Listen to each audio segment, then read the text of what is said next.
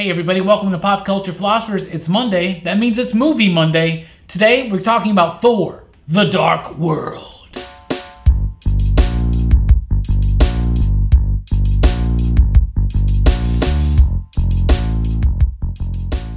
That's right, everybody. Today we're talking about Thor The Dark World. Here we are, the Dark Pop Culture Philosophers. With us today we have... Jelani, Bullard. And... Brooks. And I am Rockin Robbie Billups. I can't keep doing it. Anyway, we're talking about Thor The Dark World today. Really? That was a bad idea. Some of us tried harder than others. Continuing our MCU Rewatch, we are now on Thor The Dark World here at Pop Culture Philosophers. I'm Rockin Robbie Billups, Jelani Bullard, and Brooks Gibbs, the magnificent one. We all are, including you. Thank you guys so much for checking out the video. Thor The Dark World. What do you think about this movie? I don't like this movie. I have tried to watch this movie so many times. I've tried to like it. I've tried to find every single thing I can like about this movie. And there are things I like about this movie. But there are things that just... The movie is clunky. It's lazy. It's forced. I don't like Thor The Dark World. Jelani, what do you think about this film? Nope. Nope? Okay. Why nope? Oh, that was it. I'm sorry. Oh, man. It's the only film I've never watched in a theater. Like, I tried to watch it in a theater, and I got up and left. It was the first time I ever got up and left out of a movie since The Musketeer. And I don't know when that movie came out. Yeah, it was pretty bad. Wow. And I got up and I left. Musketeer.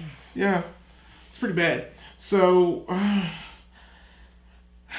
watched it again on bootleg. Yeah, I admit, I'm a pirate. We do not... I'm kidding. Encourage people to bootleg. Who watches a bootleg after a movie's come out on DVD? Yeah, exactly. You should buy the Blu-ray at the link down below. That's how little I cared about this film. Wow. I was just like, I don't know. What didn't work about it? Everything. There's no chemistry. Kat, what's her name? Kat Dennings? Kat Dennings had a sidekick, and she's the sidekick. It was awful. That's one of my favorite parts of the movie, actually. It's her intern. The intern's intern. The comic relief intern. He was terrible. Just little stuff. I can't bear to watch that film because it lies to me in so many different ways. Like, all that Loki crap and Loki taking over. You don't even like the Loki stuff. I hate Loki in this film. I hate this film. Okay. I told you they'd be lower, you digs. Yes. You might find out. Wow, lower than a half? We're not there yet. Let's not get there yet. Anyway, okay. Brooks. Thor is your favorite Marvel character. True. What'd you think of The Dark World? I liked it. I thought it was okay when I first saw it in theaters. Yeah? But second viewing, I liked it a little bit more, but not like, that much. You enjoyed it more on subsequent viewing. Yeah. Yeah. Subsequent, if you will. Like, it doesn't really hold up as much compared to the other Marvel movies. Okay. Why not? It just doesn't feel like, the stakes are as high. Because this dude's trying to change reality, though, right? It's a big deal, but it doesn't feel like it is. Yeah, it just doesn't Yes. feel like, you're not really worried that Thor's not going to be able to, do what he needs to do. That's pretty much it for me. So it just doesn't feel as exciting like the first one, with a destroyer coming after him and shit. Like, I never feel like, Thor's in danger. Yeah. Like, even when he's supposed to be in danger. Well, apparently we don't really like it, so I guess that's the end of the video. Just kidding. We're moving on. One thing I do like about this movie is Chris Hemsworth. I still think he's really good as Thor in this movie. I think he's solid. I think this movie has some forced bits. It's got forced emotion and drama. It's got forced humor. It's got forced action. It's got forced epicness. Everything in this movie that made the first Thor movie. The epicness, the explosiveness, the humanization of the gods, the tragedy, the performances. It's Alan Taylor directed this, not Kenneth Branagh. In the last, like a month ago or whatever, when we did Thor, we love Thor here. Like, me and Brooks especially, and Kenneth Branagh is one of the reasons why. And Kenneth Branagh doesn't do sequels. And so he didn't do Thor The Dark World. Alan Taylor did. I think that he was a director on a Game of Thrones episode or two. I think so. But that doesn't mean that you have the quality. The story was wrong. It's a beautiful film. It looks fine. It looks just as pretty as the first Thor film did. It looks gorgeous. The ether? The majority of it takes place on Asgard. You got a lot of slow motion people underwater, ether type stuff going on. Visually, the movie is stunning. I think some of the humor works when Stellan's Skarsgård comes back and he's all crazy, like running around Stonehenge with no clothes on. He's on the TV running around with that stuff really cracks me up. Some of the Jane stuff is there, but it feels like very quickly after the first Thor movie, the MCU evolved beyond what Thor was. And now things like Jane Foster and the Selvig character and the Kat Dennings character, they just felt a little bit more out of place, but it also just feels like they didn't really... The first movie, Asgard, Earth, meshed well. This movie, Midgard and Asgard, did not mesh very well to me. It felt uneven and unbalanced as a film, but I did think that Chris Hemsworth's performance as Thor throughout it was solid. What do you think about Hemsworth in the movie? Well, I mean, he's as good. I think he's as good as he was in the first one, performance-wise. Yeah. The movie's not as good, but you know you can still tell he's coming into his own as the character. What about Jane Foster, Natalie Portman? How was she in this movie? Because completely ignored in the Avengers, but they do address that in this movie, that he didn't see her, she smacks him and all that stuff. But very quickly, I feel she just kind of forgives him for ditching her for like a year or two, right? What do you think about Foster in this movie? I think she's serviceable, pretty much. Yeah. I mean, she serves as the romantic interest. And, you know, she's got that whole, she has something the villain wants, so now she's in danger. So they have to protect her kind of thing. Okay. Kind of lame and contrived and overused in movies. Very convenient, right?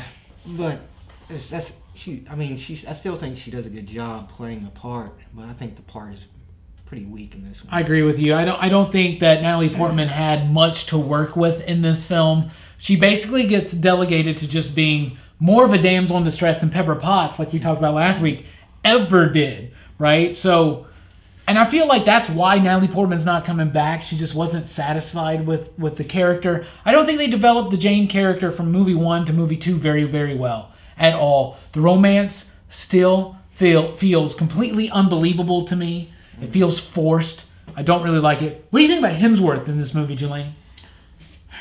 He's all right. He's Thor. He gets to do more Thor stuff in this movie. There's more of a budget.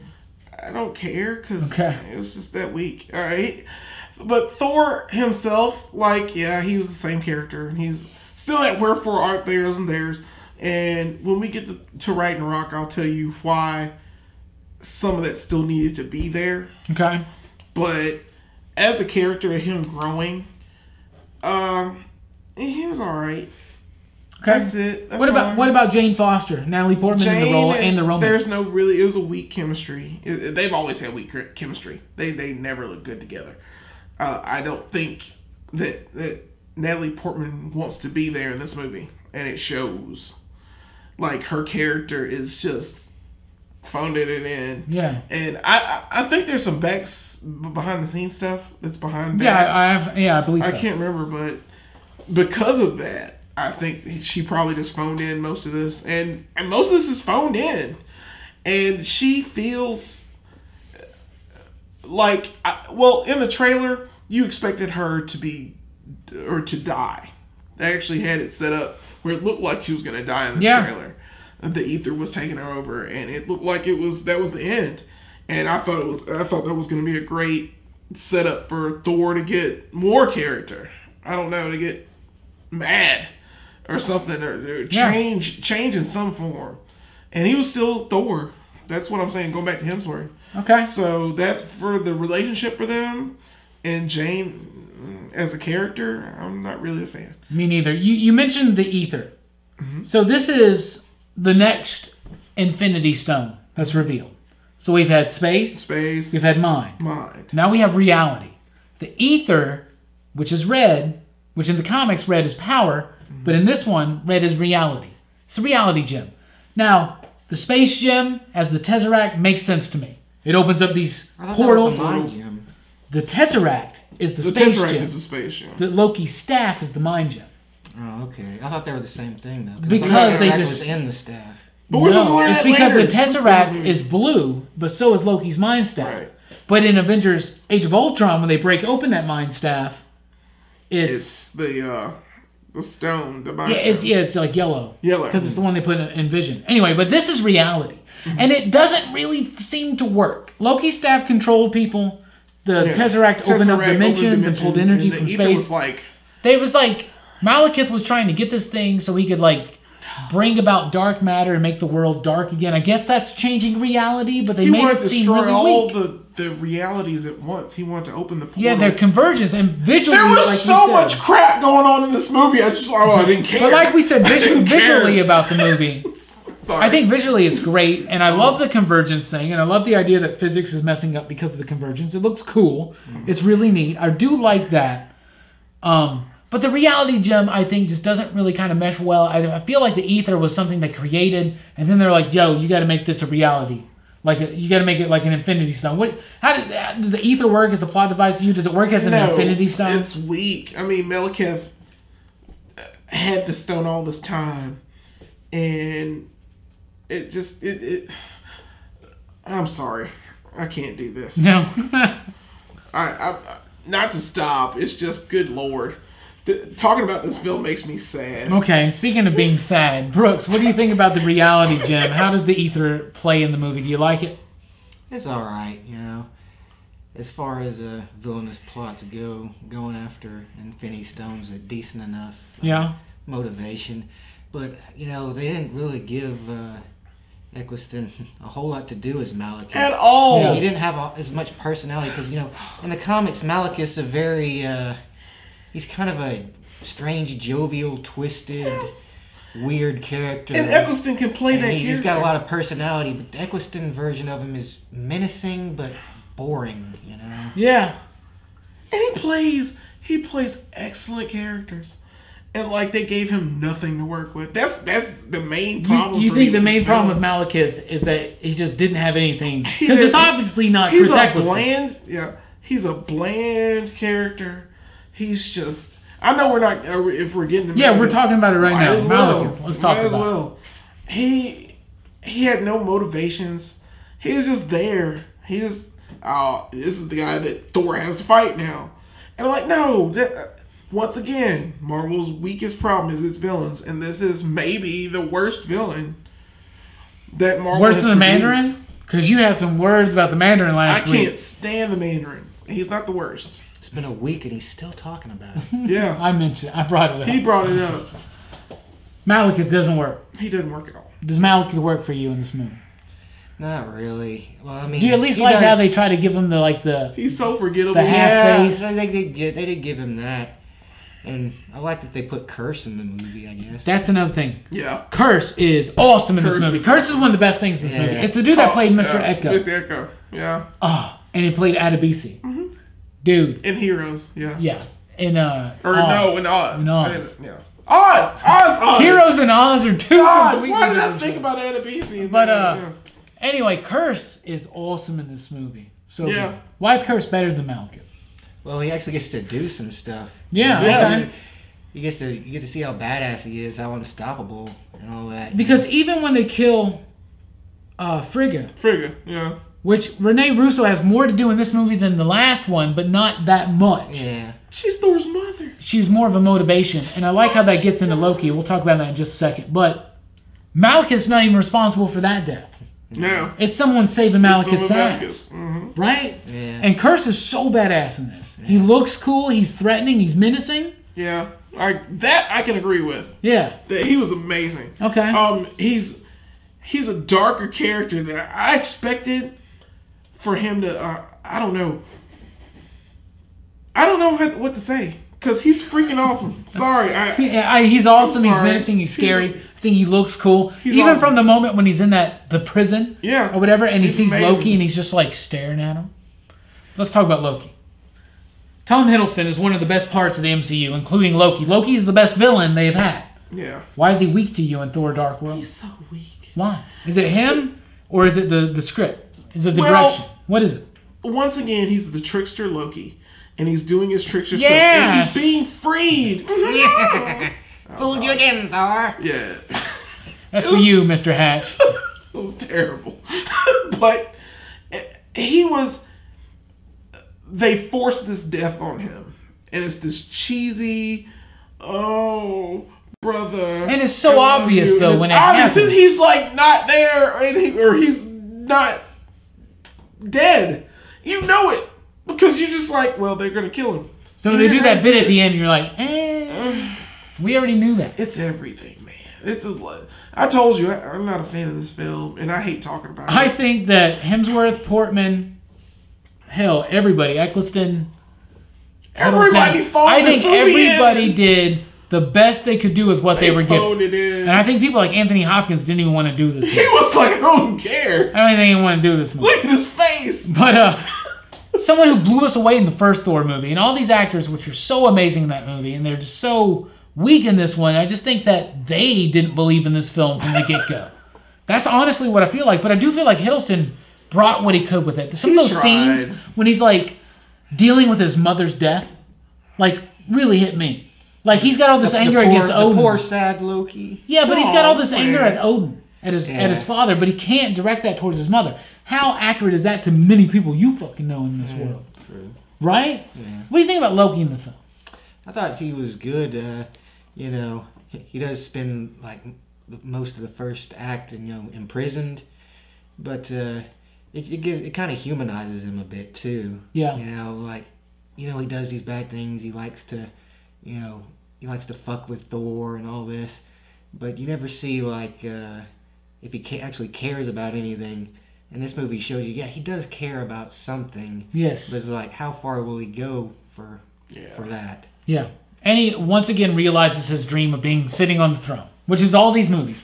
Thor, Avengers, Dark World, he just wants to sit on the throne. And that leads into the very beginning of Ragnarok. We won't get into that yet because I still don't think Brooks has seen it. No, I haven't. Yeah, but it's coming out soon. You're going to have to see it. So that's the villains. How does this movie compare to 1? Jelani. What do you think? Well, you thought 1 was just okay. 1 was okay. So this one just doesn't keep it up. I don't think it does. I don't think it keeps it up. 2 is 1 without story or reason or characters. It's got a story. I just think it's very convenient. It's just not. It's a convenient convergence. It's okay. I'll tell you of what. convection. The best thing I like about this movie. Yeah. You like convections? Yes. Like ovens? And conventions. Anyway. Yeah, okay. So I'm sorry. Too much, too fast. Yeah. I like the convergence. I think it looks beautiful. I like that this shows us more of the other worlds. Because there's like 9, 10 if you count heaven now, right? Yeah. Realms in the Thor mythology and in the Marvel comics, and that's cool. How's it compare to 1? I think me and Jelani just think it's weak. It does not live up to 1. What do you think? Well, it's average. It's not as good as 1. It has parts that are better than 1, but overall, I'd say it's just an average movie. Idris Elba, of course, is good in this movie. Again, he's great. He's great. He doesn't have near as much to do. Yeah, it's like all these great characters that have really nothing to do. Sif, there's a possibility for this triangle with Jane and Thor and Sif, and they don't use it at all. Yeah, they don't use it. They abuse it. Exactly. The Warriors 3, you get rid of Hogan really quickly. Mm-hmm. Volstagg is still awesome in every bit that he's in, but now you got Zachary Levi playing Fandral. It was originally Joshua Dallas, but his commitments to Once Upon a Time, because he played the Prince Charming. I watched like the first 3 seasons of that show. Don't watch Once Upon a Time. He should have done Thor 2. Maybe it would have been 2% better. I don't know either. We're about to get into the rankings then. It doesn't seem like we're very positive on this movie. This might be our worst reviewed MCU movie in this rewatch so far at this point. Jelani, what do you rank Thor The Dark World? And I don't even want to ask. What do you rank it out of 5? 5 possible you digs, Jelani. It's pretty bad, man. Out of 5 possible you digs, what do you give? I give like no you digs. Yes. I give no you digs. 0 you digs. I give none of them. So he thinks Iron Man 2 is better. None of them. Iron Man 2 There's another movie I think that's on the same par. I don't know if you can give negative you digs though. I gave a negative 1. I gave a negative 1, didn't I?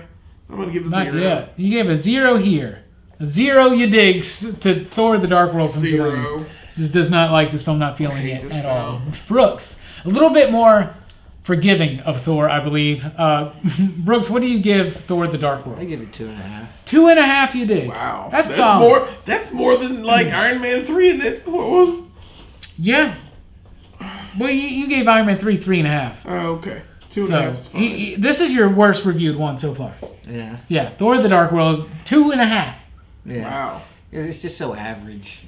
Average should be 3. You think it's below average? It's forgettable. It's forgettable. Yeah. Forgettable is the problem. Oh, yes. It's like I've watched it not too long ago. I still don't remember a lot of Yeah. what happened. That's how bad that movie is. Okay. I'm going to give it 2 you digs. 2 you digs.